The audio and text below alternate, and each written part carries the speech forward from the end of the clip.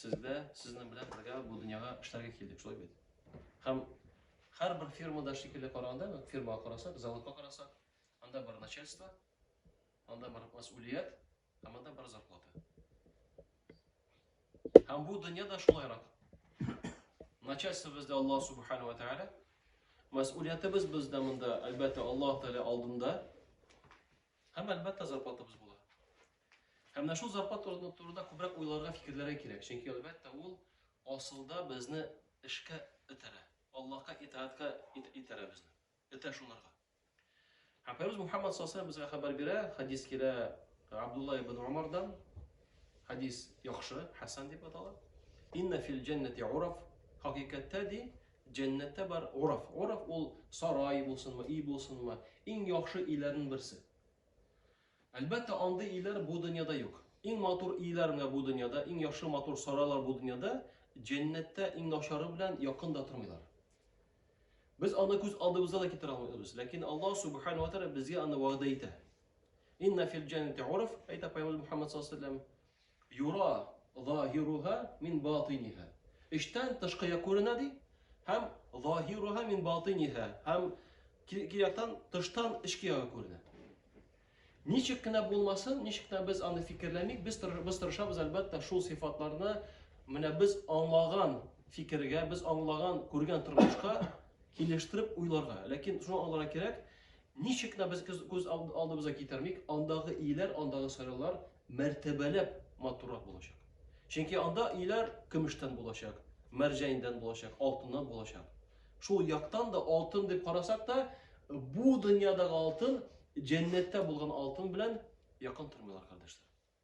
Ham shu vaqtda ninde so'rov beradilar sahobalar Payg'ambar Muhammad sollallohu alayhi vasallam. Ya Rasululloh, anda kumushdan uy bo'ladimi, kumushsiz bo'ladimi? Biz shunday bit. Sahobalar so'rov beradilar, ya Rasululloh, biz narsa ishtirok etishimiz jannatga kirish uchun. Bugun bizda so'rov beradi. Nahazat men jannatga kirgach, anda shulay bo'ladimi, tegray bo'ladimi deb. Xotin qizlar qiziq so'rov beradi. Nahazat biz jannatga kirgach, anda mana er kishilarga xotin qiz va'da aytlar, bizga narsa? Как будто er kishi bo'lmasa, ular burilib jahannamga ketadilar, как будto. Yo'q bitindi. Shoqalar bunda da sahaba so'rov beradi. Bir sahaba so'rov beradi, Abu Malik al-Ash'ari, ya Rasululloh, liman hiya al-uraf? Kimga ul uraflar deydi, kimga bu bo'lmalar? Bunda shunday pragmatik yoqdan olib keladilar, so'rov beradilar, shunday so'rov. Narsa men ishtirok etish, shu uraflarga rag'irishsin. Shu illarda, shu saroylarda bo'lishsin. Shu darajada bo'lishsin. Narsa men ishtirok kerak. U sifatlar to'g'risida da so'ramay.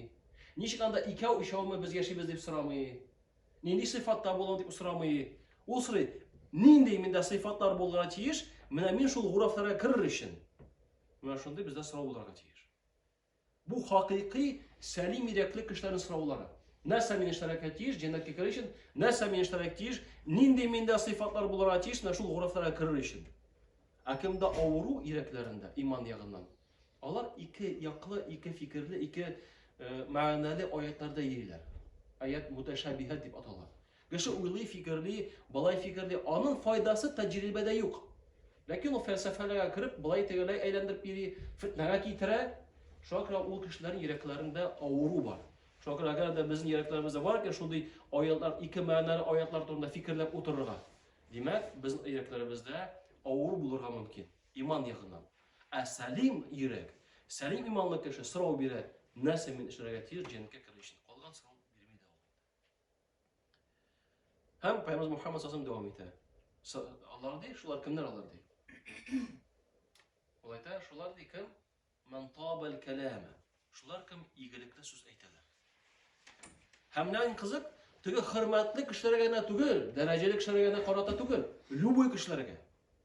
Iymoni bo'lsa-da, dinan yiroq bo'lsa-da, baribir iyilikli so'z iymonli kishi aytadi. Ne uchun? Chunki nima ishaqda bo'lmasin, birinchi ul iyilikli so'zni aytadi. Ne uchun? Chunki Alloh subhanahu va taolo ham ondan elchisi amr etadi. Payg'ambar Muhammad sallallohu alayhi vasallam aytadi, kimda kim Allohga ham qiyomatga iymon keltirdi ekan, ya iyilikli so'z aytsin, ya indashmasin. Ya'ni agar da sen hozir noshor so'z aytasi keldi ekan, sugunasi keldi ekan, bir noshor so'z aytasi keldi ekan, og'ir so'z aytasi keldi ekan, o'zingni tutib olsam, Alloh subhanahu va taolo senga savob beradi. Savob qardoshlar bizga qiyomat kunida yordam etadi. Шуңа күрә нинди генә кеше булмасын, безнең асылда телебездән матур, игелекле сүз чыгарга тиеш. Хәтта тел дип карасак, тел бит ул шундый гамәл. Ләкин Аллаһ Тәгалә һәм аннан соң Пәйгамбер Мөхәммәд саллаллаһу алейһи ва сәлләм телне аера. Чөнки тел игелекне бетерергә мөмкин, яисә киресенчә игелек кылган кешенең дәрәҗәсен күтәрергә мөмкин.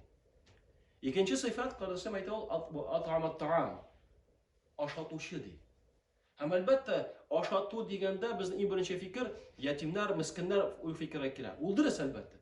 Ләкин бу хадистә аларны түгел.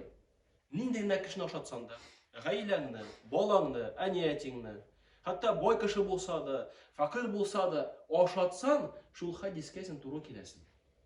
Лайыклы буласың. Димәк, синдә бу сыйфат булса, өченче сыйфат кала. Ул әйтә кемнәр ди? Шулар ди кем төннәрен кешеләр йоклаганда торып намаз укыйлар ди. Аллаһ Тәгалә Кур'ан Кәримдә әйтә, Сәҗдә сүрәсендә 16-нчы аят: "Татаҗафа җунубухум анил мадаҗи'i яд'уна раббахум хауфан ва тама'a ва мимма разакнахум юнфиқун" ди. Алар ди шулар кемнәр төннә үз ясыкларыннан торып ди, кулларын күтәреп, өмет белән һәм курку белән Аллаһыдан сорыйлар ди. Һәм без биргән маллардан алар түлиләр. Нәрсәне? Әлбәттә закатны түлиләр. Ягъни бу иман китергән кешенең сыйфатлары. Һәм әйдәгез уйлап карыйк. Без бит моны көн сайын булдыра алабыз. Яхшы сүз әйтергә үзебезне өйрәтә алабыз. Көн сайын үзеңә программа куйсаң, иртә белән тордың, ага, мин максатым нинди? Аллаһның ризалыгын алу. Кыямәт көне Аллаһ Тәгалә миннән риза булсын дип, һәм мин дә Аллаһ белән риза булыйм дип, шул сыйфатларга лайыклы була алабыз. Иртә белән торганча мәсәлән, төнлә торып намаз укыдың, 2 рәкәгатьне булса да, яисә төнлә торып дуга кылдың. Икенче, матур сүзле үзне өйрәтә алабыз. Һәм өченче, ашатырга күбез ашата бит инде. Гаиләсен дә ашата, монда да ярдәм итә, тегендә дә ярдәм итә. Ягъни көн сайын безнең белән шул урафка лайыклы була алабыз. Әгәр дә иншалла өметләнеп Аллаһ Тәгалә безнең гыйбадәтләребезне кабул итсә. Көн сайын булдыра алабыз. Шуңа күрә әйдәгез көн сайын үзебезгә программа куйыйк. Көн сайын шул бөтен 3 сыйфат миндә булырга тиеш. Төнге намазга тордым, әлхәмдүлилләh, Аллаһка шөкер. Иртәгә намаз алдан 1 ярты сәгать торсаң да, тәһарәт алып, тәһәҗҗүд намазын укый аласың. Бөтенебез булдыра алабыз. Икенчесе, матур сүзгә өйрәтергә үзебезгә кирәк. Бөтен шул нигә 3 сыйфатка без үзебез мохтаҗ. Әгәр дә Аллаһ Субханаһу ва Тәгалә, яисә Пәйгамбер Мөхәммәд саллаллаһу алейһи ва сәлләм анардан соң берәр игелек өчен зур җәза вәгъдә итә икән, зур савап. Димәк, без ул сыйфатларга бу дөньяда да мохтаҗ, шул дәрәҗәдә. Безгә бик каты кирәк. Төнгә торып намаз укый үзебезгә кирәк. Беренче әлбәттә кыямәт көнгә, икенче үзебезгә бу дөньяда кайта.